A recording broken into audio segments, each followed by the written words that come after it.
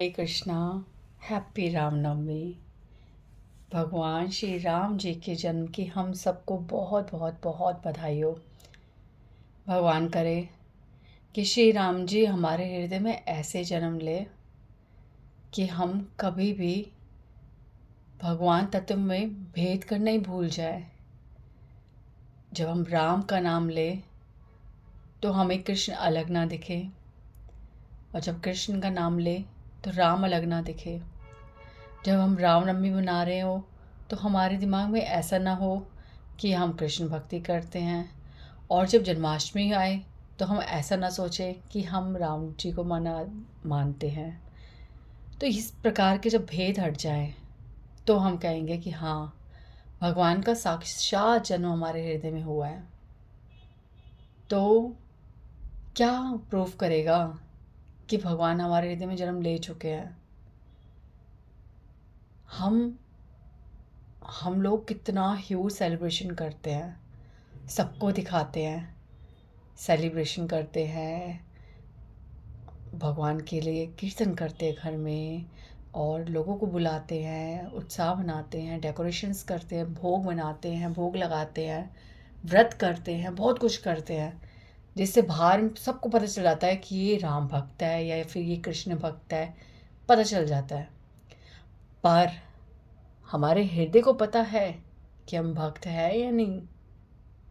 क्या प्रूफ करेगा कि हम असली में सेलिब्रेट कर रहे हैं? हम आप छोटी छोटी चीज़ें बताती हूँ, ठीक है? आप ये कहोगे कि शायद मेरे हृदय का संदेह हो, तो चलो मेरे हृदय का संदेह मान लो। जब हमारे घर में जन्माष्टमी हो, ठीक है, तो हम बहुत ह्यूज सेलिब्रेशन करें, ठीक है, और जब हमारे घर में रामनवमी हो तो हमारे दिमाग में संकोच आए कि यार कृष्ण जन्माष्टमी के लिए तो हम ऐसे करते हैं, वैसे करते हैं, रामनवमी के लिए हम क्यों नहीं इतना कर पा रहे? अच्छा, राम जी के लिए मेरे को डाउट है, ठीक है। और ऐसे ही जब कृष्ण जन्माष्टमी आए तो एक राम भक्त जो है संकोच कर रहा है कि मेरे लिए रामनवमी बहुत बिग सेलिब्रेशन है, कृष्ण जन्माष्टमी मैं ज़्यादा नहीं कर सकता, या मुझे कम करना है, या मेरे भगवान तो राम है। तो ये सब छोटे छोटे डाउट्स, ठीक है। और जब हम भगवान की बात कर रहे हैं, ठीक है, आप नोट करना, मैं मैं हैरान होती हूँ, मैं हैरान होती हूँ कभी कभी, बहुत बड़े बड़े लोगों को भी सुन के मैं हैरान होती हूँ कि जब हम राम जी के बारे में बात कर रहे हैं तो हम क्यों बीच में कृष्ण भगवान के एक्सप्रेशन लाते हैं? ये पता कब होता है? जब आप अपने आप को कहीं ना कहीं ऐसा आइडेंटिफाई कर रहे हो कि आप राम भक्त हो या कृष्ण भक्त हो। तो आप जब कृष्ण भक्त हो और राम जी के बारे में जब कुछ बता रहे हो तो आप कोई ना कोई ऐसा प्रमाण साथ में रखते हो कृष्ण भक्ति का, कृष्ण भगवान का। दोनों को कंपेयर, मतलब कभी कभी आपको ऐसा लगेगा कि आप पॉजिटिव कंपेयर कर रहे हो, आप कोई भेद नहीं कर रहे।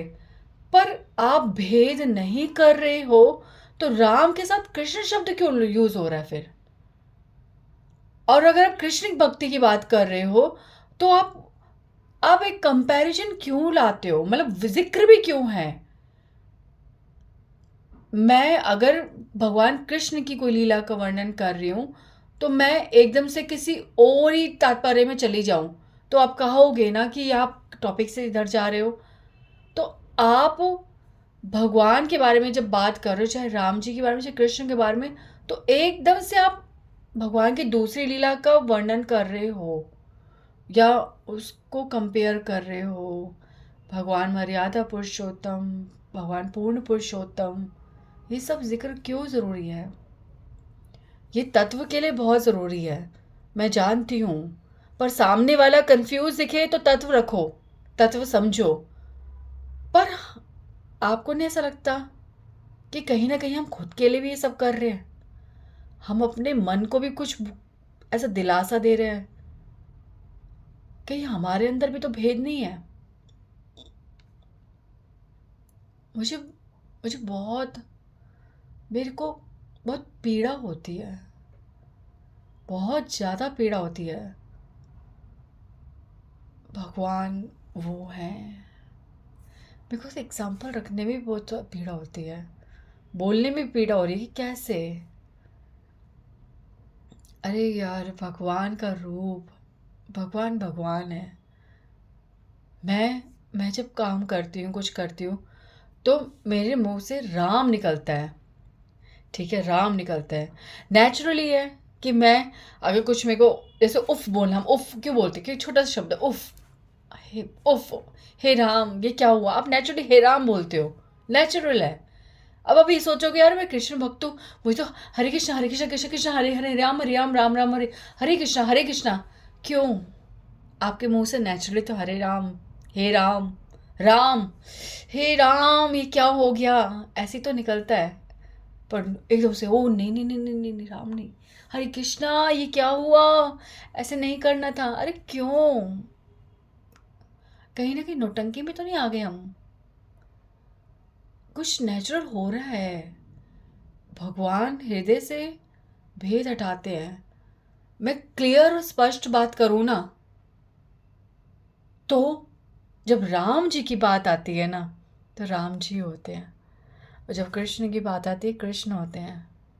ऐसा नहीं होता, ऐसा नहीं होना चाहिए कि आप जब राम जी को आप वर्णन कर रहे हो, तो उसी टाइम आप कृष्ण का जिक्र कर रहे हो, यानी कि आप अपने हृदय को याद दिला रहे हो कि तुम्हारा फोकस कृष्ण है। राम जी और कृष्ण यहाँ पर भिन्न है। राम जी मर्यादा पुरुषोत्तम है, कृष्ण पूर्ण भगवान है। अरे बाप रे, या तो आपने राम को नहीं समझे, आपने कृष्ण को नहीं समझा। भगवान, भगवान वो पूर्ण भगवान ही तो अपना याला रूप ले रहे हैं। हम्म।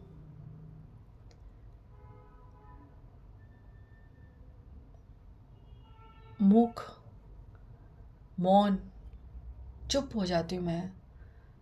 बहुत अजीब लगता है कि अगर ऐसा व्यक्ति जिसको सब फॉलो कर रहे हैं, जब वो ऐसे कुछ भी बोल देते हैं, तो वो अपने फॉलोअर्स को ये सिखा रहे हैं कि you have to make comparisons, आपको कंपेयर करना है। आप सीधी ही वर्णन करो ना। अब दो नाम क्यों ला रहे हो, दो तो है ही नहीं ना, नहीं है दो। तो हमें राम जी को प्रेम करना है, हमें कृष्ण को प्रेम करना है, हमें दोनों के भेद को हटा कर प्रेम करना है। हमें समझना है, ये ये ये ना बिल्कुल ना, बुद्धा हमें राम दिखे, बुद्धा के कर्ली कर्ली बाल हमें कृष्ण की याद दिलाए। वो कृष्ण है, वो आँख बंद करके बैठे हुए हैं, वो कितने सुंदर लगते हैं। वामन अवतार भगवान कितने तेजस्वी, कितने सुंदर, कितना सुंदर रूप है भगवान का। उस टाइम पे आप अब क्या सोच रहे हो, ये भगवान का अवतार, ये वर्ड्स लाके हम अपने आप को आउटर जोन में रख रहे हैं, हम लीला से बाहर रख रहे हैं अपने आप को, अपने दिमाग को। हम स्मरण से, हम एक स्पर्श से, एक सुंदर अनुभव से अपने आप को दूर रख रहे हैं। भगवान नरसिंह सामने है, तो कुछ भी सोचने की ज़रूरत नहीं है कि ये कृष्ण नहीं है, ये भगवान का अवतार है, या मुझे इस टाइम भगवान को किस रूप में प्रेयर करनी है, मुझे क्या सोचना है। ये सब थॉट्स तो बिल्कुल भी नहीं होते। तो सिंपल सी बात ये है, लंबी लंबी बात छोड़ के एक ही बात ये है कि राम, राम, केवल राम, कृष्ण केवल कृष्ण। जब कृष्ण के बारे में बात हो तो सबके बारे में बात हो रही है, ऐसा ही फील हो। जब राम जी के बारे में बात हो रही है तो सबके बारे में बात हो रही है।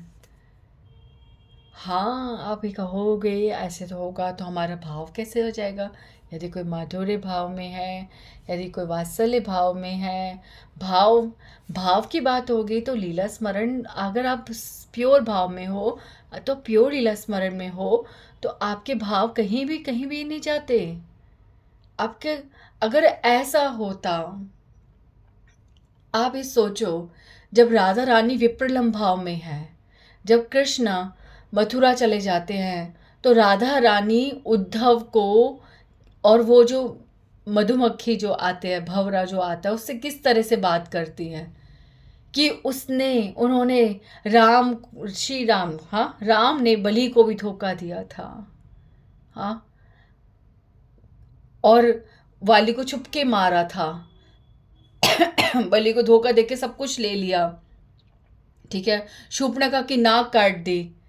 तो इस टाइम पे आप सोचो, जब राधा रानी सब बातें कर रही हैं, ये वाले उदाहरण रख रही हैं, तो वो कृष्ण के बारे में बात कर रही हैं, वो उस टाइम पूजनीय है भगवान या वो अलग अवतार है, ऐसा वर्ड भी नहीं आया, वो कृष्ण के ही थॉट्स में सब बोल रही है, वो भगवान को वर्णन बता रही है कि वो वैसा ही धोखेबाज आज भी है जो हमें धोखा देके गया।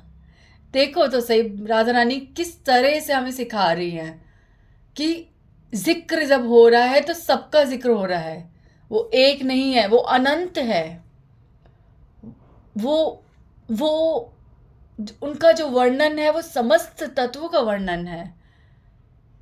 ये दो, ये एक, ये 10, ये ऐसे ऐसे नहीं सोचना। एक मतलब एक ओमकार, एक एक, आप एक के बारे में बात कर रहे हो, आप एक ही पे रहो, वो उस एक में अनंत है, एक ओमकार। साधु साधु साधु, साधु का संकेत एक है, साधु की वाणी एक है, साधुओं का अनुभव एक है। अगर हम साधुओं की बात को ध्यान से समझे ना, तो हर तत्व, हर साधु एक ही तत्व बात कर रहे, एक ही। हम नहीं देख रहे, हम कुछ भी नहीं समझ रहे।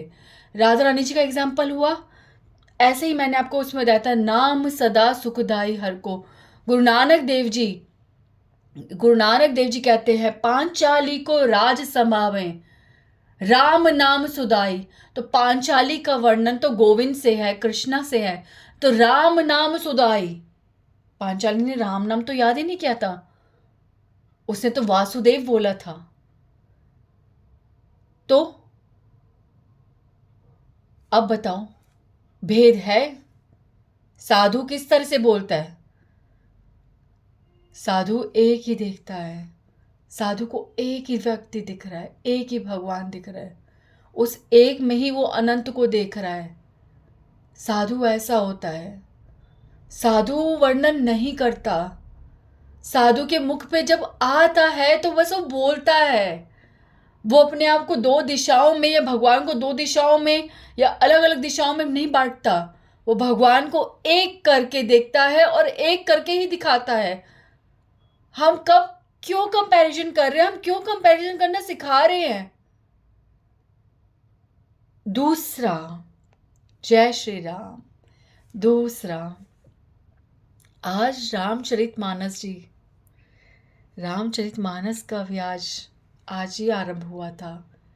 आज श्री तुलसीदास जी गोस्वामी जी ने आज रामचरितमानस लिखे थे। अब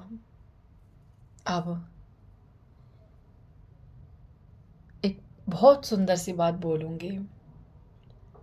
हम लोग बार बार ये वर्णन आता है कि हम तुलसीदास जी को पहले भी कई लोगों ने नहीं माना, जब वो थे उनके काल में भी, और आज भी ऐसे हैं कि हम रामचरितमानस को नहीं मानते, ठीक है। कभी कभी हम दूसरे के कंधे पे गोली रख कर चलाते हैं, ठीक है। तो मैंने अभी तक प्रभुपाद जी की रामायण नहीं पढ़ी है, जो प्रभुपाद जी ने जिसको डिस्क्राइब करा है, और मैं जानती हूँ बहुत सुंदर होगी, बहुत सुंदर होगी, क्योंकि प्रभुपाद जी के वर्ड्स हैं उसमें। पर अभी तक मैंने पढ़ा नहीं है, पर मुझे ऐसा नहीं लगता कि प्रभुपाद जी ने अपने शब्दों में तुलसीदास जी को स्वीकार नहीं किया होगा। मैं ऐसा कतई नहीं मान सकती। और अगर ऐसा कोई कोई शब्द होगा भी, कोई ऐसा वाक्य होगा भी प्रभुपाद जी का, तो उसका संकेत ज़रूर किसी ने गलत समझा है। ऐसा हो ही नहीं सकता। साधु स्वीकार करता है, और मेरे प्रभुपाद जी साधु हैं, वो वो गौर पार्षद है, हो ही नहीं सकता ऐसे। और तुलसीदास जी, ठीक है, जैसे कि तुलसीदास जी जो रामचरितमानस में लिख रहे हैं, वो पूरे प्रमाण के साथ लिख रहे हैं।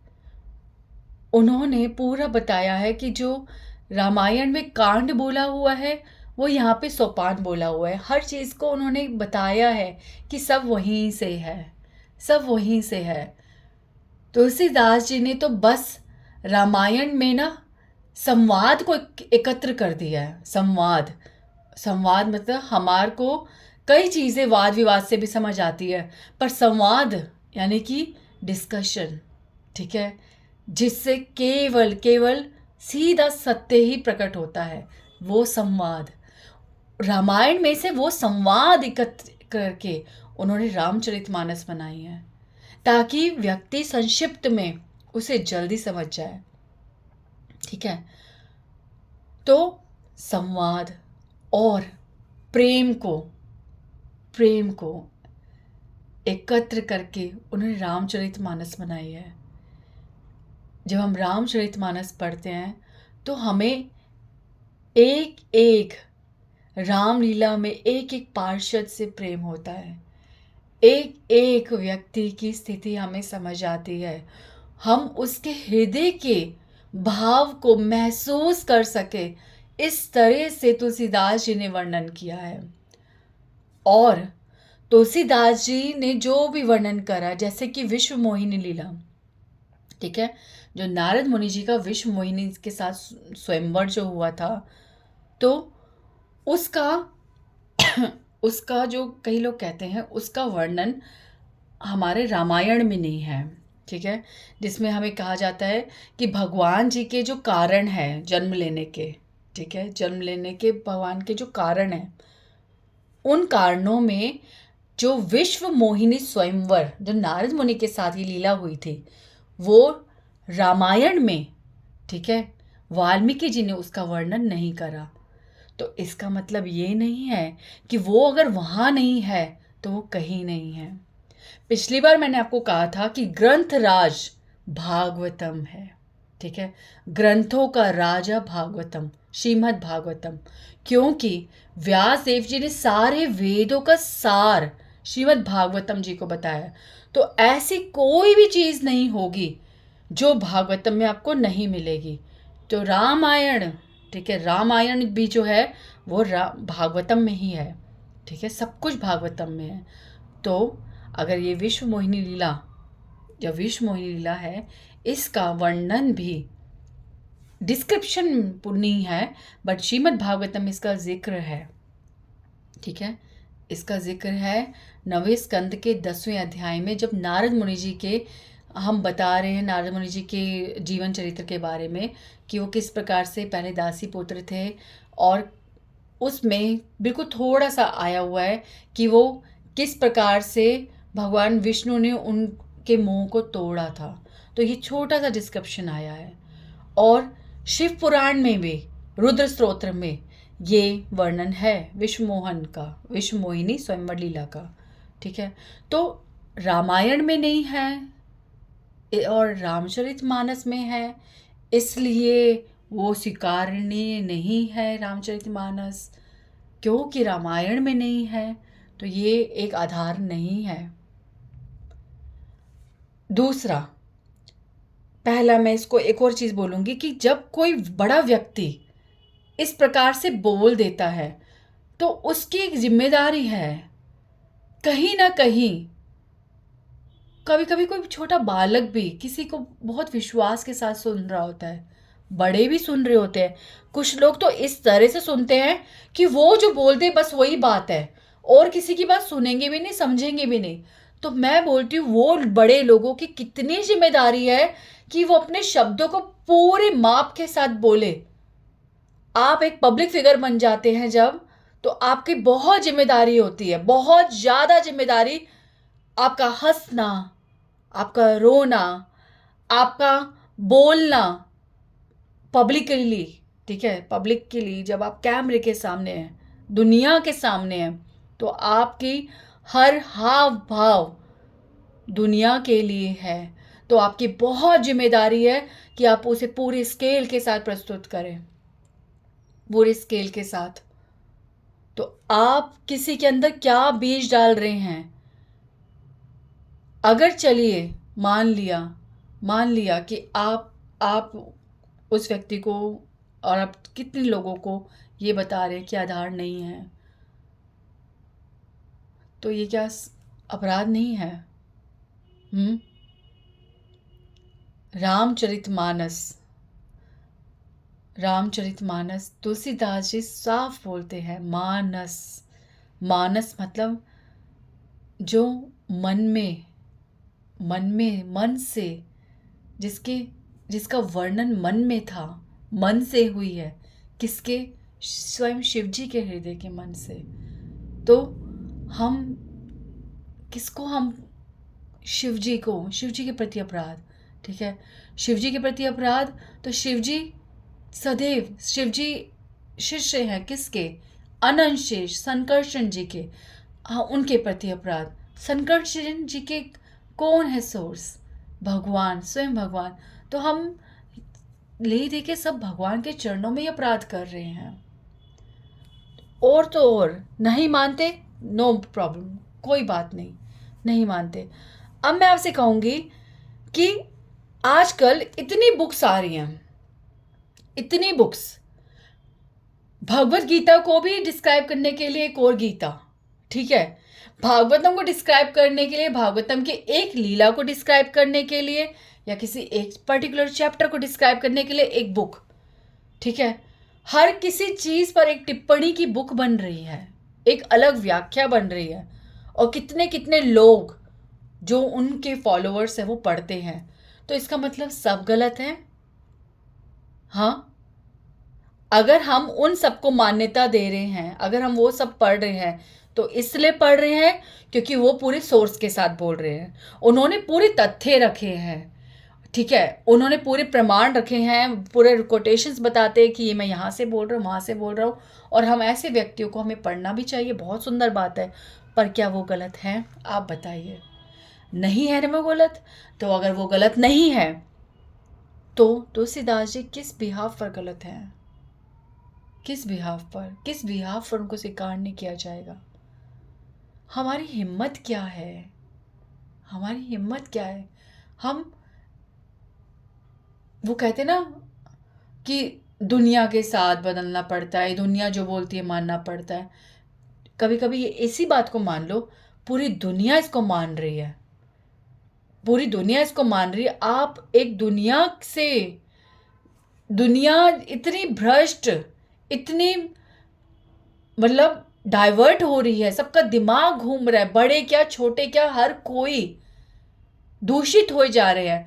अगर वो कहीं ना कहीं अपने पौराणिक, अपनी परंपराओं से सबसे जुड़े हुए हैं, जिनके घर में नवरात्रों में रामचरितमानस का पाठ होता है, जो रामचरितमानस के अखंड पाठ करते हैं, और जो रामचरितमानस पे विश्वास रखते हैं, जो अपने शादी त्योहारों पर रामचरितमानस को रखकर पहले शुरुआत करते हैं, उन सबके विश्वास को आप एक चुनौती दे रहे हैं। कैसे, कैसे चुनौती दे रहे हैं? ये गलत है। तो रामचरितमानस जो है, मैं ये बस बोलूँगी कि हमेशा यही बोलती हूँ कि किसी चीज़ को छोड़ना है ना, तो अंधे होके मत छोड़ो, देखकर छोड़ो कि किस चीज़ को छोड़ रहे हो। रामचरितमानस ने मुझे विवश कर दिया, एक भक्त ने मुझे विवश कर दिया रामचरितमानस पढ़ने के लिए।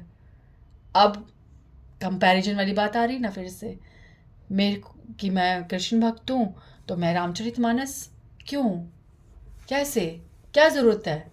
अरे बाप रे! वो मेरे भगवान, मैं उनकी भक्ति करना चाहती हूँ, मैं उनको समझना चाहती हूँ। मेरी शर्त है उनके साथ कि मैं आपको प्रेम करना चाहती हूँ, मैं आपके व्यापक रूप से प्रेम करना चाहती हूँ। आपके अंदर अनंत गुण हैं, मैं उन सब से प्रेम करना चाहती हूँ। मैं आपके अनंत रूपों से प्रेम करना चाहती हूँ, मैं आपको समझना चाहती हूँ। तो वो उनकी ज़िम्मेदारी है ना, मैंने अपनी शर्त रखी, उनकी ज़िम्मेदारी है कि वो मुझे कैसे समझाएँगे अपने आप को। तो उन्होंने भेजा मेरे सामने भक्त, क्योंकि एक भक्त ही है जो अपने भगवान को जताता है। भगवान भगवान का एडवर्टाइजमेंट भक्त करता है, नहीं तो भगवान को कोई नहीं जानता, कोई नहीं जानता। और ये भगवान भी जानते हैं कि मेरे को केवल प्रचार कोई मेरा कर सकता है तो भक्ति कर सकते हैं। तभी तो अपनी लीलाओं में सारे भक्तों को लेके आते हैं, नहीं तो अकेले ना आके चले आते। वो तो सब कुछ कर सकते हैं, लीलाएं करने की क्या आवश्यकता है? और भक्तों के साथ ही क्यों आवश्यकता है? क्योंकि भक्त ही है जो भगवान को प्रूफ करके देता है, भगवान को देखना सिखाता है, भगवान के गुणों का दर्शन कराता है, भगवान को प्रेम करना सिखाता है। भगवान भगवान क्यों है ये हमें हमारे को कितने स्पष्ट रूप से समझा देता है। वो केवल भक्ति है। तो मुरारी बापू जी, मैंने उनकी कथा सुनी, उनका प्रेम सुना, उनकी उनका विवश होके बोलना कि रामचरितमानस को पढ़ो पढ़ो पढ़ो, ये प्रेम है। ये प्रेम है। जब हम किसी को सुनते हैं ना, तो हमें उसके हर शब्द पे विश्वास होना चाहिए। तो वो उनकी विवशता, उनके चेहरों पर वो मजबूरी, वो करुणा, वो प्रार्थना कि पढ़ के तो देखो, करो, प्रेम करो, समझो इस प्रेम को, दर्शन करो इस प्रेम के, ये बहुत आवश्यक है। ये जीवन व्यर्थ जाएगा यदि तुमने इस प्रेम के दर्शन नहीं करे। रामचरितमानस प्रेम है, ये मेरे दिमाग में गूंजता है। ये वाक्य विवश कर दिया उन्होंने मुझे। मैंने खोला, मैंने पढ़ा। किसने ये सब लीलाएं करी है? स्वयं भगवान ने, जो जन मुझे ये समझाना चाहते हैं कि मेरे हर रूप में मैं हूँ ना, मेरी हर लीला में मेरा ही दर्शन है, मेरी अनंत लीलाएं हैं, मेरे अनंत रूप हैं। और श्री वासुदेव घोष जी, हाँ, उन्हों का ही एक बहुत सुंदर भजन है कि कहिब शत शत तुया अवतार, एक ला गोरा चांद पाराण अमार। हाँ, कितना सुंदर उन्होंने बोला है। भगवान के शत शत अवतार, हम तो 10 अवतार पढ़ते हैं, 10 अवतार समझते हैं। भगवान के शत शत शत शत अवतार, इतने भगवान के अनंत अवतार हैं। और हम भगवान को कितना सीमित कर रहे हैं, कितना सीमित, कैसे, क्यों? तो आगे इसमें कहते हैं कि कली युगे कीर्तन करीला सेतु बंध। और जब राम थे वो, तो उन्होंने सिंधु बंध किया था राम अवतार में। सिंधु बंध कैला तुम्हें राम अवतार है। और कलयुग में कैसे सेतु बंध करा? कीर्तन करके। तो यहाँ पे गौरांग महाप्रभु का जब वर्णन कर रहे हैं, तो यहाँ वो कंपैरिजन नहीं कर रहे हैं, वो दर्शन कर रहे हैं एक गौरांग महाप्रभु के दोनों लीलाओं में। ये क्योंकि यहाँ पे आप नोट करना, उन्होंने राम ने बोला, एक बार भी यहाँ पे राम ने बोला, लीला बोली है। यानी कि गौरांग और राम, उन्होंने 2 शब्द बोले ही नहीं। तो भगवान की लीलाएं बहुत सुंदर हैं। तो हम विश्व मोहिनी लीला की बात कर रहे थे, तो मैंने आपको उसके सोर्स बताए। अब आप ये बताइए, क्या हमने कितनी बार ये सुनी है लाइन कि भगवान के जन्म लेने के अनंत कारण होते हैं, या फिर कोई कारण नहीं, भगवान की इच्छा है। और फिर भी अगर देखा जाए तो अनंत अनंत कारण होते हैं। तो इन कारणों में ये कैसे कहा जा सकता है कि विश्व मोहिनी लीला जो है, विश्व मोहिनी स्वयंवर जो है, वो कारण नहीं है?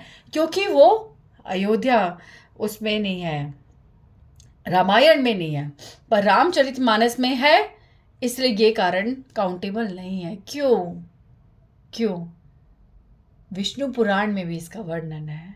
बताओ। पता है कितनी विस्तृत लीला है ये, कितनी कितनी विस्तृत लीला, कितना कुछ सीखने के लिए है इस लीला में, कितना कुछ। अब भगवान हर बार अवतार लेते हैं, कितनी बार भगवान अवतार लेते हैं, हर युग में अवतार लेते हैं।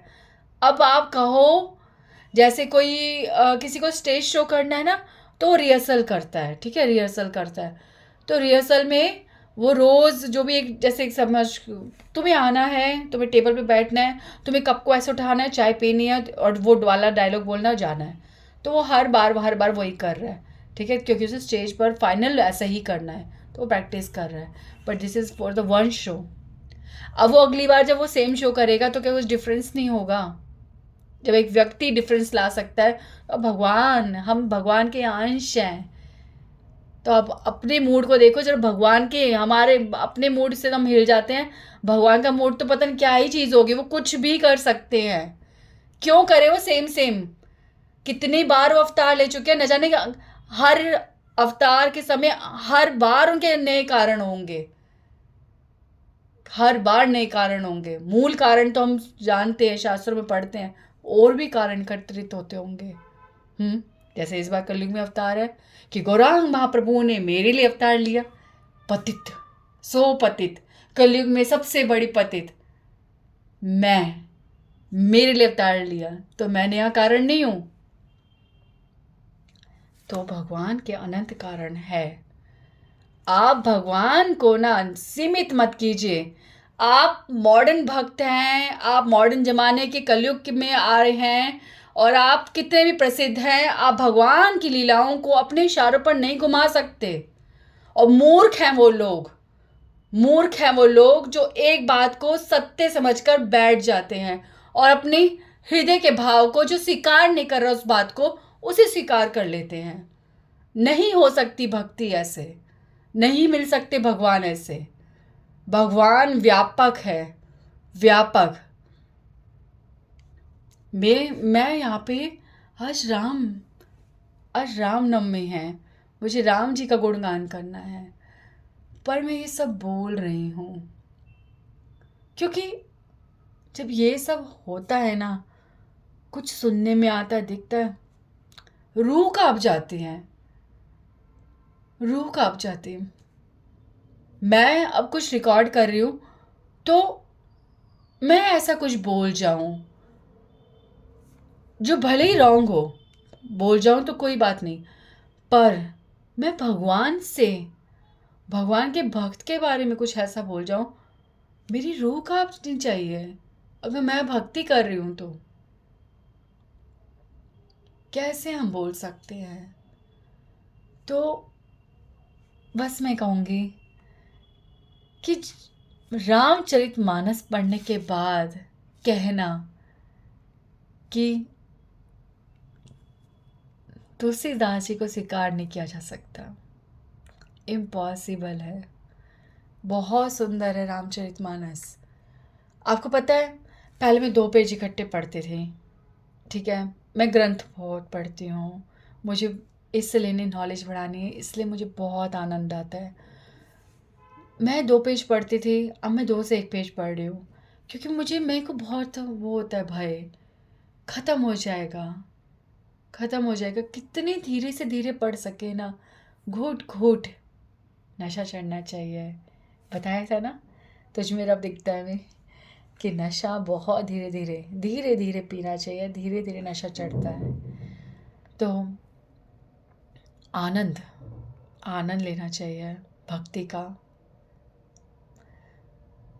तो मैं यहाँ पर बस अब राम जी के गुणों के साथ मैं बोलूँगी कि रामचरितमानस बहुत सुंदर है।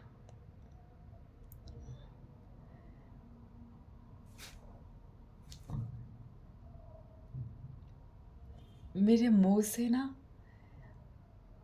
ये लाइन भी ना बहुत छोटी लगती है, क्या शब्द यूज़ करना चाहिए। रामचरितमानस प्रेम है, बस कितना सुंदर है। तुलसीदास जी जब बीच में बोलते ना कि मैं इसका वर्णन नहीं कर सकता, तो समझ लेना चाहिए कि वो भी अब मौन हो गए हैं कि क्या करें, क्या डिस्क्राइब करें, क्या बोले इसके आगे, कहाँ तक। पता है तुलसीदास जी कभी कभी ना एक बात उनसे खत्म हो ही नहीं पा रही, उसका वर्णन करे जा रहे करे जा रहे करे जा रहे हैं, इतना लंबा संवाद हो रहा है, और फिर आखिरी में ये भी बोल रहे कि और कितना वर्णन कर सकता हूँ मैं, स्वयं अनंत शेष भी इसका वर्णन करते करते थक जाए, पर फिर भी वो कितना वर्णन कर रहे हैं। भरत जी, भरत जी का दर्शन, भरत जी का केवल कोई नाम ही ले ले, मुझे बहुत दुख होता है कि अब हम रामायण जब देखते हैं तो भरत जी का उसमें डिस्क्राइब करके नहीं दिखाते। भरत जी, एक एक डायलॉग अगर हम भरत जी का उठाए ना, तो रामायण जो है ना सिर्फ भरत जी की ही रह जाएगी, भगवान की और लीलाएं तो दिखाई ही नहीं पाएंगे। जैसे 4-4 5-5 घंटे और 9 दिन चलती है रामायण, अगर भरत जी का दिखाया जाए तो भरत जी ही काफ़ी हैं, 9 दिन उनका ही दिखाया जा सकता है। बताओ इतना डिस्क्रिप्शन कहाँ मिलेगा हमारे को। केवल तुलसीदास जी वो ऐसे संत हैं जो जो हमें समझा रहे हैं कि इनको समझना बहुत आवश्यक है, क्योंकि यदि इनको समझ लिया तो आप श्री राम को यूं ही पा जाओगे, आपके हृदय में समस्त संदेह खत्म हो जाएंगे, आप केवल प्रेम का अनुभव करोगे। तो राम जी का, भरत जी का जो संवाद है वो बहुत सुंदर है। राम, भरत जी, एक डायलॉग बताती हूँ। भरत जी विवश होके आते हैं और राम जी को बोलते हैं कि आप, उनको 2-3 ऑप्शन रखते हैं कि या तो आप और लक्ष्मण आप चले जाइए अयोध्या, आप राज्य कीजिए, और मैं और शत्रुघ्न यहाँ पे रहते हैं। और दूसरा, और क्या बोलते हैं, चलो मैं डिस्क्राइब नहीं करती ज़्यादा।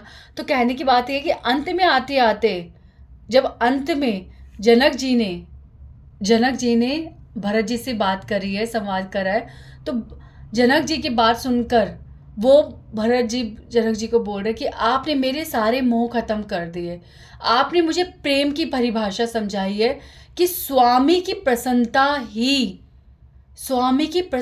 ही भक्ति है, स्वामी की प्रसन्नता ही सबसे बड़ा सुख है। और फिर राम जी को सभा में बोल रहे हैं, आप सोचो, भरत जी यहाँ पर एक बार भी ये नहीं सोच रहे कि दुनिया मेरे बारे में क्या कहेगी, मैं पूरी अयोध्या को साथ ले आया ये कहते हुए कि मैं श्री राम को वापस लाऊंगा। और अब वो बिल्कुल भी ये नहीं सोच रहे कि मेरे शब्दों का क्या मान रह जाएगा, सारी अयोध्या पूरी मेरे बारे में क्या बोलेगी, सारे साधु संत क्या बोलेंगे कि जो भरत ये कह रहा था कि श्री राम जी चलो मेरे साथ, आज वो कह रहा है कि आप जो निर्णय लोगे वो मैं स्वीकार करूंगा, क्योंकि मुझे आपकी प्रसन्नता ही प्रिय है। इसमें केवल मूर्ख व्यक्ति ही ये सोच सकता है कि भरत जी राज्य चाहते हैं, भरत जी ये क्या कर रहे हैं, भरत जी अपने शब्दों से विमुख हो गए। नहीं, भरत जी को केवल एक सत्य समझ आ गया कि स्वामी की प्रसन्नता ही प्रेम है, स्वामी की प्रसन्नता के लिए त्याग ही सेवा है, उनको और कुछ सत्य नहीं दिख रहा। और श्री राम जी इतना सुंदर बोल रहे हैं कि हे प्रभु, मैं अपने स्वार्थ और अपनी जिद, अपने हेतु को पूरा करने के लिए मैं पूरी अयोध्या को लेकर यहाँ पे आ गया। मतलब वो उसे प्रेम नहीं बता रहे, वो प्रेम विवश होके आए थे कि मैं 14 वर्ष श्री राम को नहीं देख पाऊंगा। वो राम जी के दर्शन करने आए हैं, क्योंकि अगर राम जी वन को निकल गए तो वन, पूरा भारत वनों से भरा है, श्री राम जी कहाँ चले जाएंगे, उनको ढूंढना मुश्किल हो जाएगा। तो अभी तो वो निकट है, मैं जाऊं, मैं उनके दर्शन कर लूं। ये तो एक कारण था कि उनको श्री राम के दर्शन करने हैं। और आज वो भरत बोल रहे हैं कि मैं मूर्खतावश, स्वार्थवश आपको ले जाने के लिए जिद में मैं सारी अयोध्यापुरी को साथ ले आया। अपने आप पर दोष डाले जा रहे, दोष डाले जा रहे। ये तो सिर्फ एक डायलॉग है। सोचो कितना कितना गंभीर, कितना मार्मिक, आपको हिला देगा। आप आप समझ ही नहीं सकते हैं। मैं भी कौन सा समझ रही हूँ। हर कोई असमर्थ है इस प्रेम को समझने के लिए। तो ये बहुत ही अद्भुत है। और मैं आखिरी में ये कहना चाहूँगी, आपको बड़ा सुंदर लग रहा होगा ना जब मैं आखिरी बोलती हूँ, फिनिश हो रहा है। तो ये मैं कहना चाहूँगी, अगर तुलसीदास जी मेरे गौरांग महाप्रभु से पहले आए हुए होते ना, तो स्वयं गौरांग महाप्रभु रामचरितमानस पढ़कर अश्रु प्रवाह करते, तब समस्त वैष्णव समाज अवश्य ही रामचरितमानस को स्वीकार करता। आपको क्या लगता है कि हम कृष्ण कर्णामृत जो बीर मंगल ठाकुर जी के, उसे हम पढ़ते? जयदेव गोस्वामी जी के जो इतने कठिन कठिन पद हैं, हम क्या उन्हें पढ़ते? चंडीदास जी के जो हम वर्णन है, क्या हम उन्हें पढ़ते? हम कतई नहीं पढ़ते, है ना, क्योंकि हम लकीर के फ़कीर हैं। हाँ, क्योंकि चैतन्य महाप्रभु ने उसे स्पर्श करा है ना, ब्रह्म संहिता। हाँ, चैतन्य महाप्रभु ने खुद, सोचो, चैतन्य महाप्रभु ने उसे लिखा, लिखवाया, उसकी प्रतिलिपियाँ अपने पास रखी, साउथ से जाके लिख के लाए वो। तो आप ये सोचो, सोचो कि क्यों हमार को सत्य को स्वीकार करने के लिए हमेशा प्रमाण चाहिए। भगवान ने ये बताया है कि सत्य को सूंघो, सत्य को देखो, सत्य को महसूस करो। जैसे शबरी ने बेर चखे थे ना, बेर, पिछली बार यही तो कह रहा था, यही वाली कथा थी ना, कि बेर खाने का मतलब क्या था। चखो तो सही, कड़वा है तो थूक दो, मीठा है तो समर्पित कर दो भगवान को, पर चखना तो पड़ेगा। भगवान झूठा नहीं देख रहे, भगवान नहीं देख रहे तुम गलत कर रहे हो सही कर रहे हो। भगवान सिर्फ ये देख रहे हैं कि तुम स्वीकार क्या कर रहे हो। अगर तुम्हें दिख गया, समझ आ गया, समझ में आने के बाद जब तुम्हें पता चले कि स्वीकार नहीं करना, तो ही तुमने त्याग करा। और स्वीकार करना है तो अपने उसे भगवान की सेवा में, अपनी भक्ति में उसे जोड़ लिया। यही तो भगवान हमसे चाहते हैं। तो यदि गौरांग महाप्रभु ने अन्य ग्रंथों को, हाँ, चुना है, स्वीकार किया है, तो उनके बाद किसकी जिम्मेदारी है कि वो साधुओं को पहचाने, ऐसे ग्रंथों को प्रमाणिक मानकर स्वीकार करे? बताओ। भगवान का दूसरा साकार रूप अगर कोई है तो वो है संत, वो है साधु। तो इस साधुओं की जिम्मेदारी है, संतों की जिम्मेदारी है कि वो स्वयं पहले पढ़े, स्वीकार करे या अस्वीकार करे, पर पहले खुद पढ़े, उसको चखे, उसका अनुभव करे, फिर अपना निर्णय बता सकते हैं, अवश्य बता सकते, प्रमाण के साथ, प्रमाण के साथ, सत्य के साथ, निर्दोष निष्कपट सत्य के साथ, कोई मैनिपुलेशन नहीं। किसी के लिए होना चाहिए, किसी के लिए नहीं होना चाहिए, हमारे लिए होना चाहिए, हमारे लिए फ़ायदेमंद नहीं है, इस तरह के बिहाव पर नहीं। सत्य की तरह ही स्वीकार और असत्य की तरह ही अस्वीकार।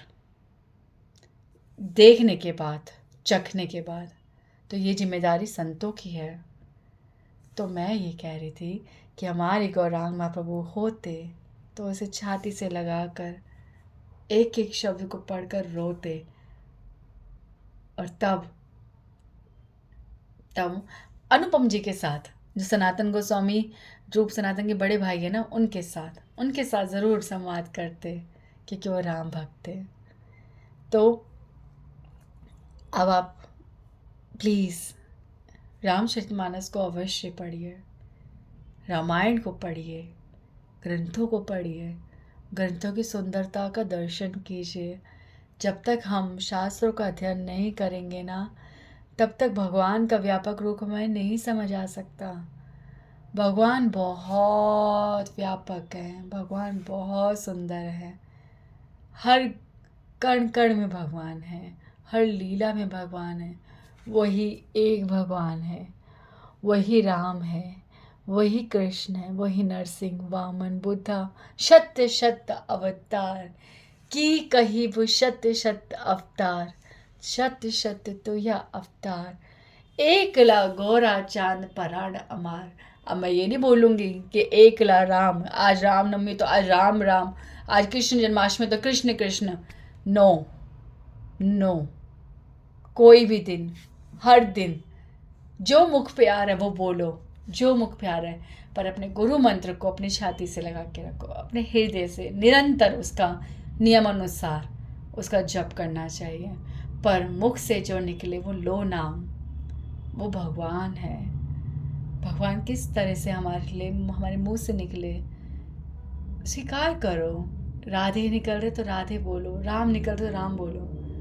मैं तो भैया काम करते करते राम राम राम बोलती हूँ, इससे मुझे नहीं लगता मेरे कृष्ण को प्रॉब्लम है। और जब मैं हरे कृष्ण महामंत्र करती तो मुझे नहीं लगता कि मेरे कृष्ण को प्रॉब्लम है। लो, आई बात को समझ? नहीं, समझदार को इशारा काफ़ी है। तो हरे कृष्णा कृष्णा कृष्णा हरे हरे, हरे राम राम राम हरे हरे। श्री राधे श्री राधे श्री राधे। जय श्री राम।